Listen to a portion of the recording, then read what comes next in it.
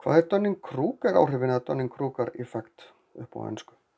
Þetta er þeirra fólk sem hefur takmarkaða þekkingu og reynslu á ákveðnu sviði, ofmetur hvað það veit og telur sig nánast vera sérfræðing.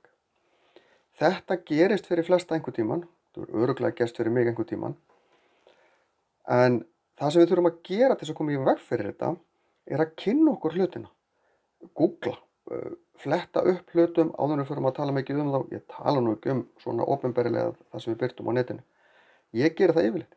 Ég meira að segja að fletta upp Dunning-Kruger effekt svona til þess að vera vissum ég sé ekki að bulla áður en ég geri þetta myndband. Þetta er áberandi hjá fólki sem aðhyllist alls konar samsæriskenningar, til dæmis að jörðin sé flöt.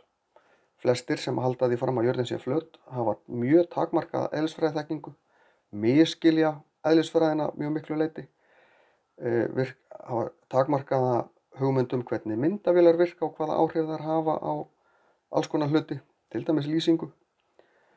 Þannig að með því að kynna okkur hlutina, bera það undir fólk sem hefur þekkingu á hlutunum, þá minnkum við líkurnar á að við lendum í einhverju svona.